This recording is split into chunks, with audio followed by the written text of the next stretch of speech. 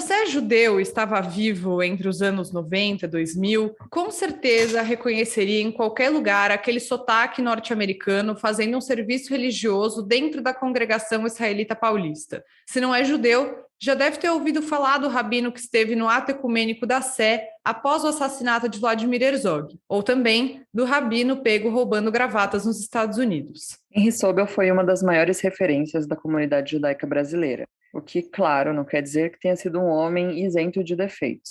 O novo livro sobre sua história o classifica como o Rabino do Brasil, e é sobre essa obra que vamos falar aqui hoje. Eu sou Amanda Hatzira, professora de temas ligados à cultura judaica e sociedade israelense, e esse é o podcast do Instituto Brasil-Israel, que inclusive apoiou o lançamento do livro.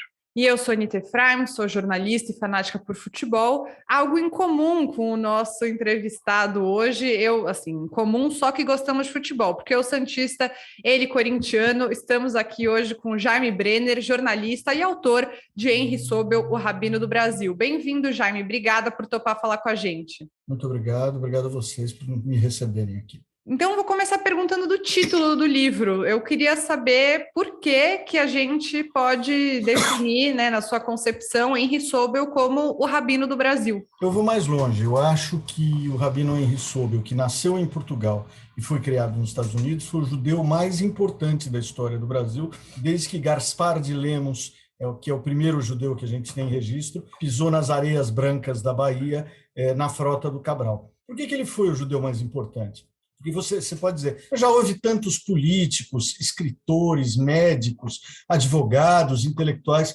judeus importantes. Por que ele? Porque todos esses foram muito importantes nas suas áreas. Como judeu, não houve ninguém tão importante quanto o Rabino Sobel em 500 anos do Brasil. Então, ele não é o Rabino do Brasil, ele é o judeu do Brasil.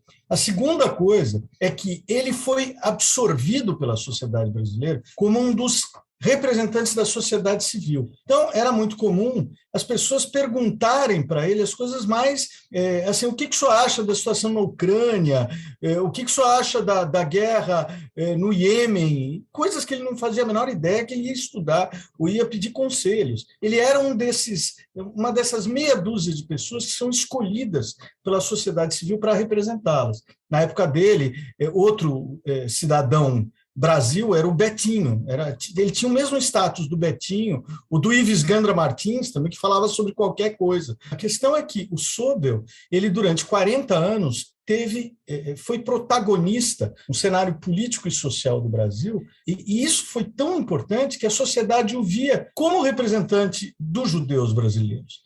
E assim, até ele, o judeu típico era, inclusive nos programas humorísticos e tal, era aquele sujeito de preto falando com sotaque europeu e que vivia de negócios escusos, era pão duro e tal. De repente, ele mudou a imagem que o Brasil tinha dos judeus. E mais, às vezes, ele ganhou tanta autonomia que ele tomava posições que a sociedade achava que eram posições da comunidade judaica, que não eram posições dele. E ele criou muitos desafetos por conta disso. Eu diria que ele levou a comunidade a tomar posições, muitas vezes, que ela não queria tomar. Então, por isso ele é o Rabino do Brasil e, vou mais além, é o judeu do Brasil. Legal. É uma nova visão aí. Eu, particularmente, não tinha sobre o Henri Sobel, mas eu também não sou grande conhecedora da trajetória dele, né? Minha irmã, que participou da produção de um documentário da TV Cultura. Com Elinho Goldstein. Exatamente. O Elinho participou do livro. Ah, legal, muito legal. E aí ela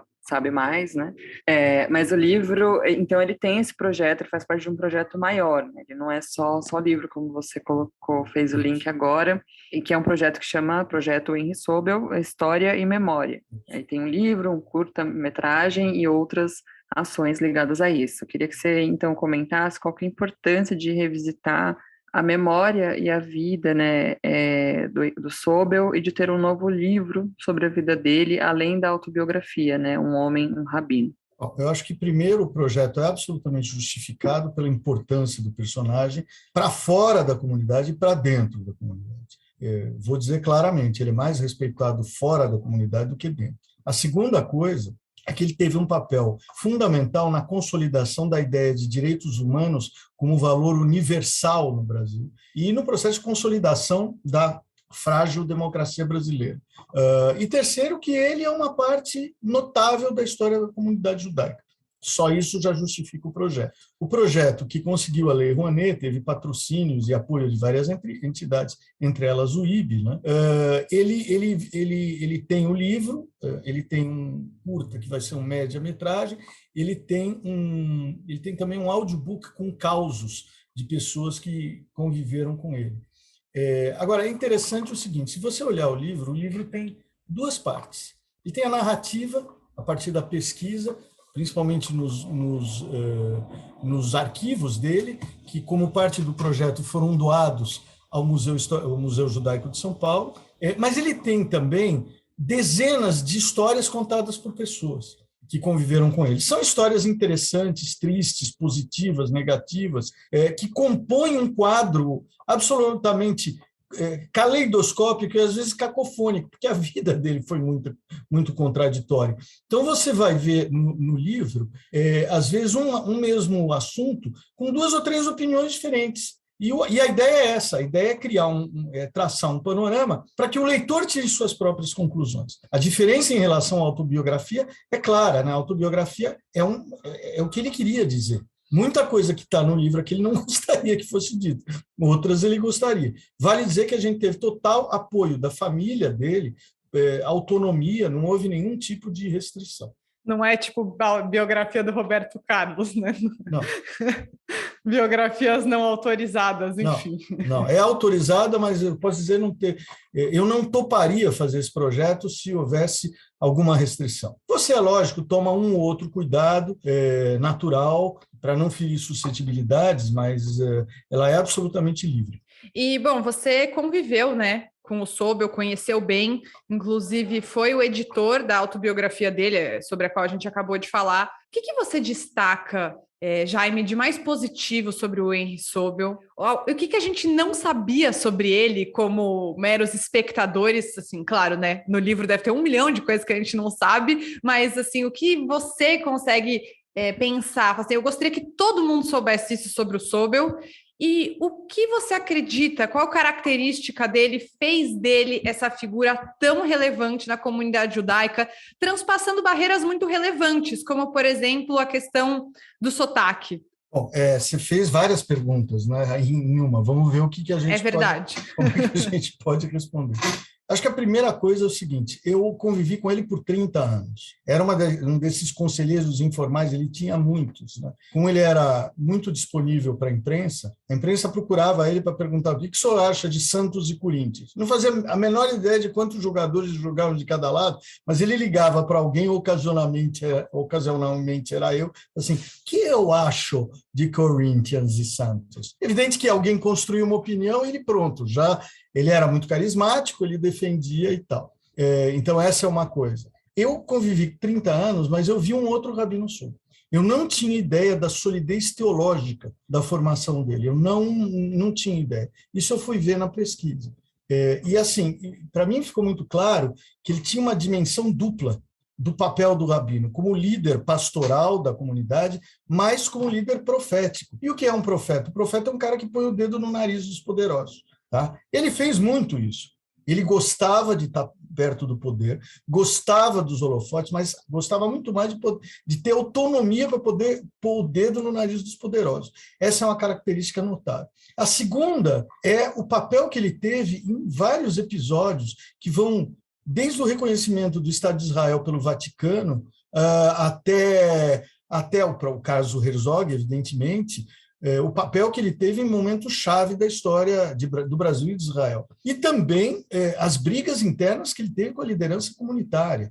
Quer dizer, ele foi expulso do conselho da CONIB por um presidente que ficou com dor de cotovelo porque ele foi visitar o Arafat.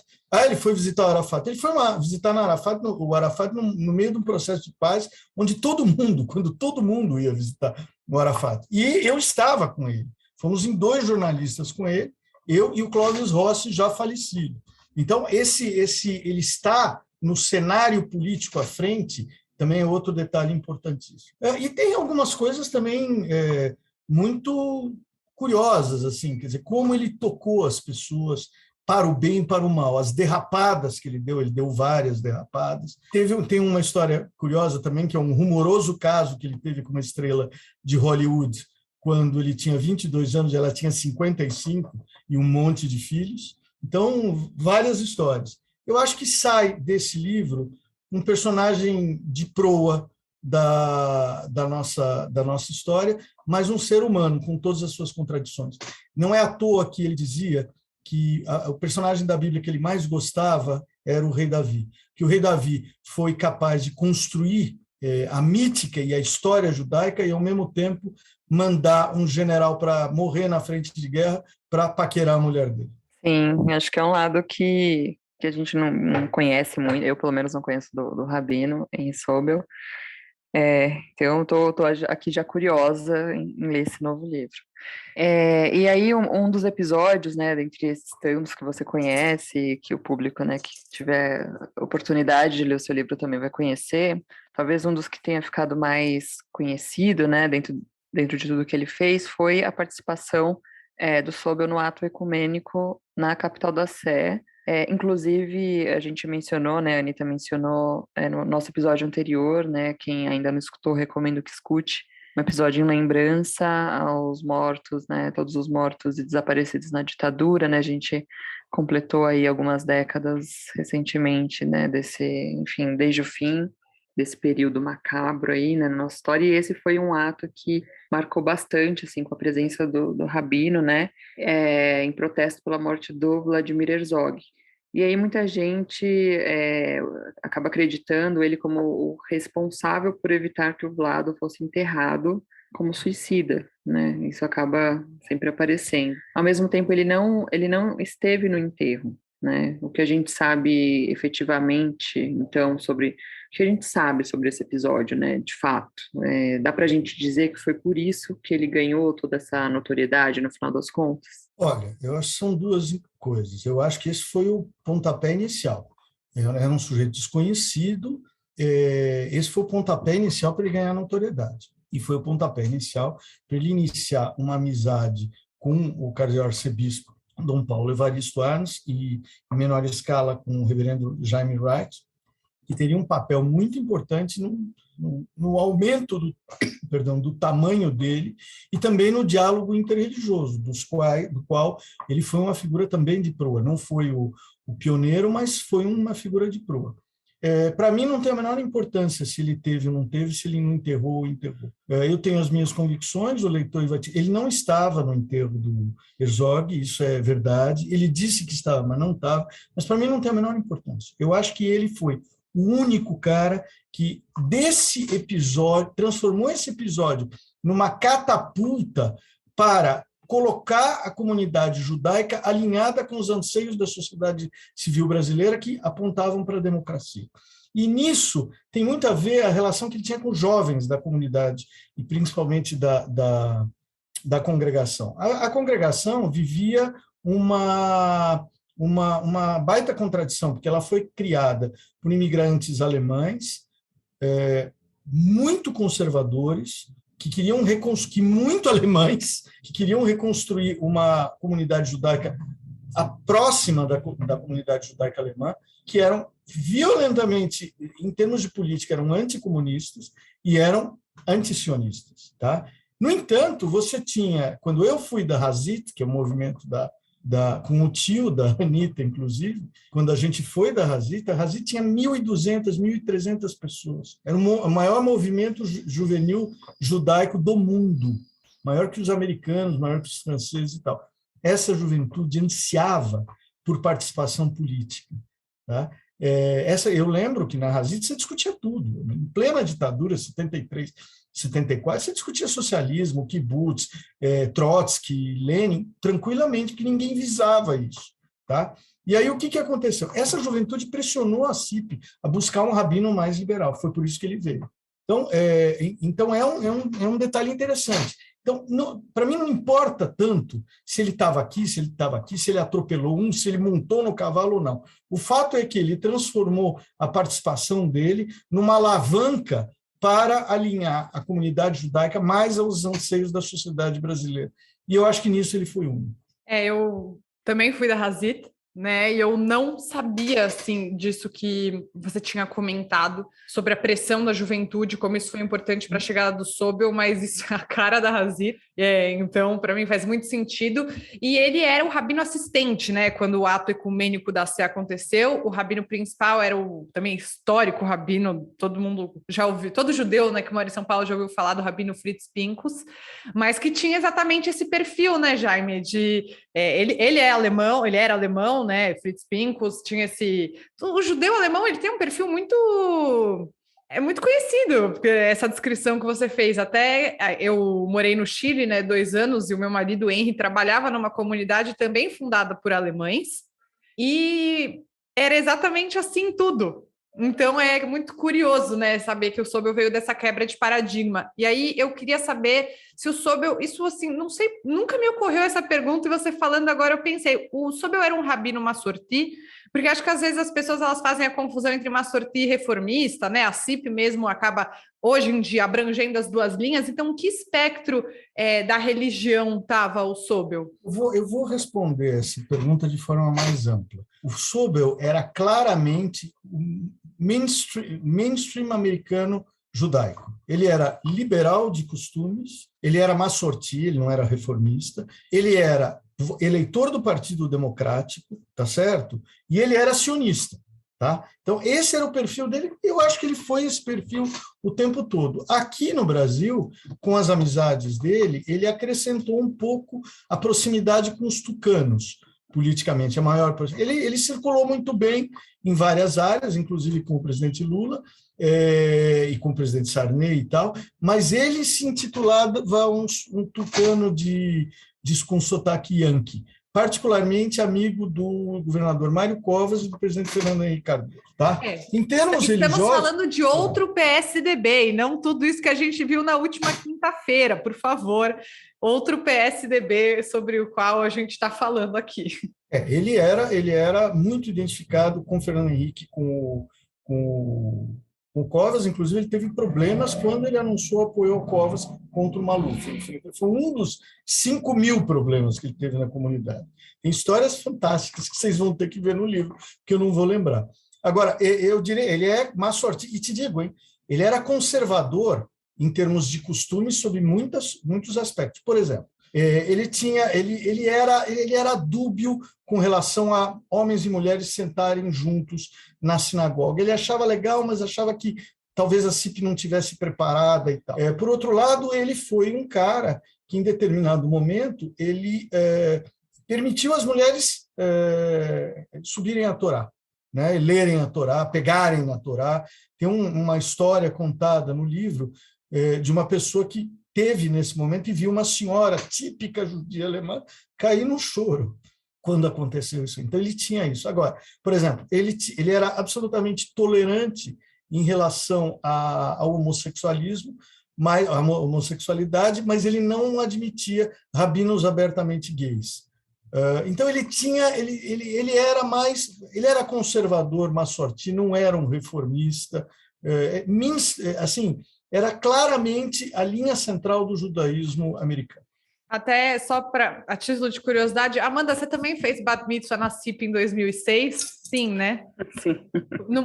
Acho que não foi a mesma cerimônia, mas o meu Bat Mitzvah foi ele que fez, né? Ele estava lá. Estava bem ainda, 2006. Sim, e foi a primeira cerimônia em que os pais puderam sentar juntos dentro da sinagoga da CIP. Então, apesar das dificuldades que ele teve nesse sentido, só para dizer que aconteceu ainda sob a batuta dele dentro da CIP. Sim. Eu acho que começou a se estabelecer um pouco mais a ideia lá por 2005, né? Já era um assunto, assim, mas começaram mesmo, acho que foi por esse ano mesmo, eu lembro, assim, marcante, assim, esse momento. E tem uma coisa que é importante dizer. A comunidade, a CIP, era uma comunidade isolada do resto da comunidade judaica. Ela não era ligada à federação, a federação ficava louca da vida, porque ela tinha um comportamento típico. Eles não moravam no Bom Retiro, eles foram morar de Higienópolis para lá, e muitos em Santo Amaro, onde era a concentração da comunidade alemã.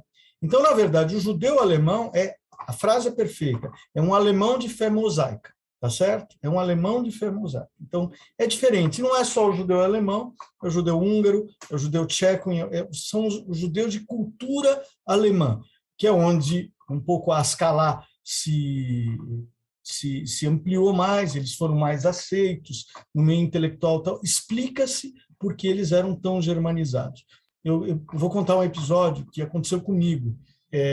Na Primeira Guerra, onde os alemães entravam no território russo, eles eram recebidos pelos judeus como libertadores. E eu fui a Bessarabia, Moldova, que é a terra dos meus avós paternos, e nós fomos a Kishinev, a capital, e nos contaram o seguinte, que isso em 41, todo mundo já sabia o que eram os nazistas. Quando os nazistas entram na Alemanha, na Moldova, que era a União Soviética, os judeus acham, não, eles são alemães, imagina que eles vão nos perseguir, e vão recebê-los com pão e sal. E os alemães pegam esse grupo de líderes comunitários, levam para a casa de Tahará, onde é feita a limpeza do corpo no cemitério, e fuzilam todos. Esse fenômeno é bem da modernidade, assim, nessas identidades efenizadas, né? Que é isso, eu sou um cidadão, né? Eu tenho essa origem que está em segundo plano, né? Eu tenho minha fé, minha religião, mas eu, em primeiro lugar, sou cidadão desse Estado-nação, né? E aí, então, Jaime, você acredita que existe um imaginário coletivo ao redor do Sobel pela importância dele? De imaginar que ele fez um casamento, que ele não fez, coisas assim, então, tipo, ele estava ali na congregação, então e aí já colocam ele na história também. Daqui a pouco alguém vai me desmentir que ele não estava no meu bat mitzvah e eu inventei isso aqui. Bom, mas isso é judaico, né? Bom, eu acho que não existem milhões de imaginários coletivos sobre ele. E eu acho que aí tem uma palavra que define, que chama-se carisma. Ele tinha a capacidade de convencer você, Anita, você, Amanda, e eu, que ele tinha uma relação especial com você. Ela era importante mais para você do que para ele. E você vai carregar isso a sua vida toda. Ele tocou muito a vida. Tem um monte de gente que conta histórias, provavelmente ele não lembrava, né? Mas ele tratava cada pessoa como uma pessoa muito especial para ele. E nisso ele ganhou muita gente, o carisma dele era absurdo. Não é por nada que a congregação tentou demiti-lo várias vezes e não conseguiu pela pressão externa, mas pela pressão da base dos sócios. Os sócios não deixavam. A base dos sócios sempre teve com o Sobel. Ele sempre foi majoritário. E aí vai uma questão. Ele era uma força da natureza, como vocês podem ver. Só tinha uma força capaz de detê-lo, ele mesmo. Foi o que ele fez. A gente já vai chegar nessa questão, né? Acho que é bom a gente finalizar com isso. Todo mundo deve estar falando, não vamos falar disso, vamos, mas acho que tem muita coisa da vida do Sobel. Eu acho que é importante, né, a gente ter esse cuidado de falar da vida do Sobel para além do episódio das gravatas. E é isso que a gente também quer fazer aqui. E aí, eu pensando no pós-Sobel, mas acho que isso também fala sobre ele. Como você avalia, Jaime, que a vida da comunidade judaica de São Paulo e até do Brasil mudou depois do afastamento dele da vida comunitária? O Sobel é um fenômeno único e muito difícil de se repetir, porque são construções históricas que não vão se repetir do jeito que foram, não vão se repetir. Não haverá um outro Sobel, serão outras condições e tal. Não vejo espaço. Então, você tem muitos rabinos interessantes, com boas posições, mas um Henry Sobel que puxa a comunidade, uma comunidade que é divididíssima, mas divididíssima, né? Você não vai ter. Você não tem. Então, e mesmo a CIP perdeu um pouco da identidade com a saída dele. E diga-se de passagem, a CIP fez de tudo para mantê-lo. Essa coisa que a CIP... A gente tem que ser justo nas coisas. A CIP quis botá-lo para fora. Chegou uma hora que não há... Depois do caso das gravatas, e principalmente do jeito que ele reagiu ao caso das gravatas, ele reagiu muito mal, ficou muito difícil para a CIP manter. Não se deve criticar também os dirigentes. Não era moleza ter um Henry Sobel debaixo da sua asa, certo? Então, acho que não vai acontecer de novo. Ele é um caso único. Não vou longe. Houve outros rabinos ativistas na Argentina, nos Estados Unidos, mesmo no Chile e tal. Mas como Henry Sobel, com a influência política dele, talvez nenhum mais. Talvez nos Estados Unidos, o Avram Yoshua Heschel, o Joachim Prinz, mas aí nós estamos falando de dois caras que eram o braço direito e esquerdo do Luther King, e que são dois caras que inspiraram o Sobel. e que também punham o dedo no nariz dos seus dirigentes, tá certo? E os empurravam. Esses são os grandes termos de comparação do Rabino Sobel. Sim, acho que a gente vai agora para o fim, né, do nosso episódio, né? Não sei se a Anita depois vai querer colocar mais uma coisa, mas aproveitando que a gente mencionou, né, esse episódio, né, do roubo das gravatas, né, ali no fim da vida do Sobel, quase, então, o fim da vida dele, justamente por isso, né, foi meio melancólico, né, pós esse episódio.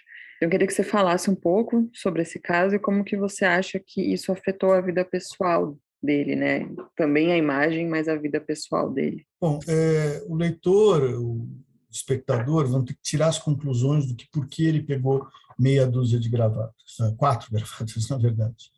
Eu tenho uma suspeita. Eu acho que ele estava doente, ele tomava doses cavalares de remédio, ele se automedicava, era uma loucura, tá? Mas eu acho que ele era um sujeito que não tinha limite. E quem leu Crime e Castigo, de Dostoiévski, você tem um livro onde um sujeito comete um crime e busca a vida toda ser punido por isso. Eu acho que o Sobel testava os limites dele. Eu acho que esse caso foi mais um teste. Até onde eu posso ir? Até onde eu posso ir? Ele não tinha limite. E nesse teste ele caiu. O problema é que isso destruiu a vida dele. Destruiu a vida dele não só pelo caso em si, acho que a sociedade brasileira foi muito generosa com ele, mais do que a comunidade judaica. Tá? Entendeu que ele estava doente, que ele estava mal e tal. Mas ele reagiu muito mal. Ele quis voltar de qualquer maneira. Eu fui contra, quando a gente editou a autobiografia dele. Eu falei para ele que era muito cedo, ele queria, porque queria fazer, ele era muito ansioso. E aí ele tentou voltar atabalhoadamente, se deu muito mal. A Hebraica o acolheu, o Clube Hebraica de São Paulo o acolheu, e foi muito bom, porque ele era muito festejado nas grandes festas, ele foi muito abraçado, mas o que ele gostava mesmo era o relacionamento com o poder, tá? E com a base. Com a base ele nunca perdeu, mas com o poder ele perdeu. Isso ele nunca recuperou.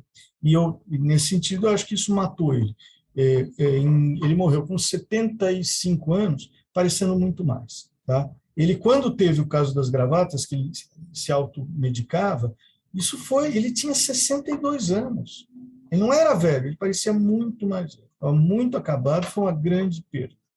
Eu não sabia que ele era tão jovem no episódio das gravatas. Estou até um pouco surpresa aqui. Sim. E acho assim, sabe quando a gente fala que atleta morre 2 vezes, quando se aposenta e quando morre de verdade? Eu acho que o Sobel passou pelo mesmo processo, até quando ele morreu em 2019, foi, né? 2019, foi.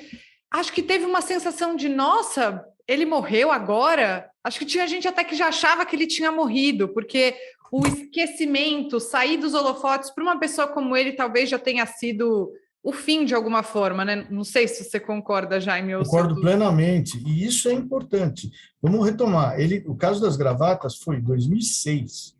Ele tinha 62 anos. Ele era um cara jovem, ele morreu com 75. 13 anos depois, aparentando muito mais idade. Quando eu vi ele na CIP, né, ele parecia ter 90, assim. Exatamente. Né? Muito Estava sendo carregado para andar. Exatamente, tinha dificuldade. E, nesse sentido, muita gente foi bastante compreensível. Eu acho que a sociedade brasileira foi generosa. Eu usei uma figura no livro que, para mim, é muito forte, que é o seguinte: os judeus vagaram 40 anos para o deserto para chegar à Terra Prometida.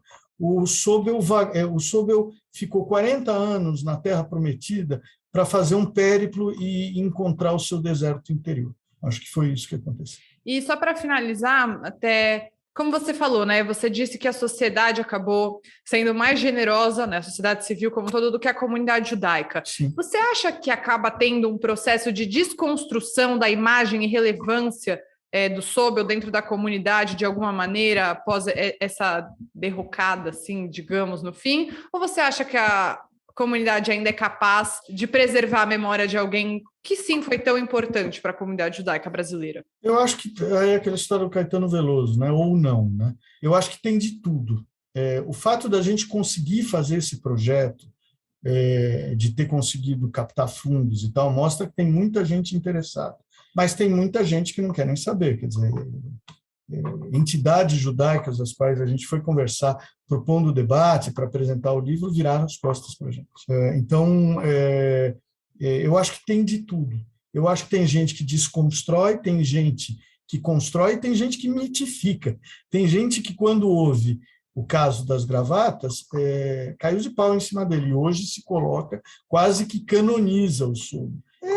Olha, é a vida dele. Ele é um sujeito caleidoscópico, um cara contraditório, multicor, e é isso que a reação da comunidade é um pouco essa também. A comunidade, a sociedade civil brasileira é diferente. Eu acho que, em bloco, ela reconhece o Sobel. Mas quem reconhece são os mais velhos. Mas ele morreu já faz 13 anos. Isso foi 13 anos, perdão, ele morreu faz 3 anos. Ele morreu 13 anos depois do caso das gravatas, quando ele já estava numa situação, ele já tinha uma certa idade e tal. Então, na verdade, eu acho que é fundamental esse projeto, porque ele resgata um pedaço da história do Brasil e da comunidade judaica. Isso tem que ser passado aos jovens. É essencial, acho que não pode se perder, né? Ainda mais para quem está, para a geração de agora, essas gerações dos mais jovens, né, que muito facilmente, na rapidez, na celeridade que as coisas acontecem no mundo, né, é importante preservar, né, essa memória. Eu queria te agradecer muito, Jaime, em nome do nosso podcast, do IB, foi um prazer conversar com você. Eu acho que ainda tem muita conversa para rolar, né, com o lançamento desse novo livro. Espero que em breve você possa retornar aqui para falar com a gente. E para quem está ouvindo a gente conversou com o Jaime Brenner, que é jornalista e autor de Henri Sobel, o Rabino do Brasil. E Jaime, eu queria justamente, vou passar a palavra para você, desculpa, mas queria que você terminasse contando, né, para a gente onde o pessoal que se interessou encontra seu livro. Como que a gente faz para ter seu livro? Vamos lá. O livro, como sempre, tem dificuldade de distribuição. Então, você vai encontrar em algum... Bom, está aqui o livro, olha que lindo. Né? Você vai encontrar ele em algumas livrarias, em São Paulo, na Martins Fontes, na Cultura e tal, na Loyola também, mas o melhor canal é no site do projeto, henrisobel.com.br ou editoraexlibris.com.br, henrisobel.com.br, editoraexlibris.com.br. No site do projeto, você pode baixar gratuitamente um audiobook, que é parte do projeto também, com causos contados, vários casos que estão no livro, estão contados pelos seus protagonistas no audiobook. Eu acho que é bem legal, pode fazer o download gratuito, acho que é bem bacana. Bom, aqui somos fãs de áudio, então, suspeitas, né? Vamos procurar, então. E lembrando a todos vocês que o Eu Com Isso está em diversas plataformas de áudio, como Spotify, Orelo, Apple Podcasts, Google Podcasts e também no canal do YouTube do Instituto Brasil Israel. E não esquece de seguir o IB nas redes sociais. Tchau, gente. Até semana que vem. Até.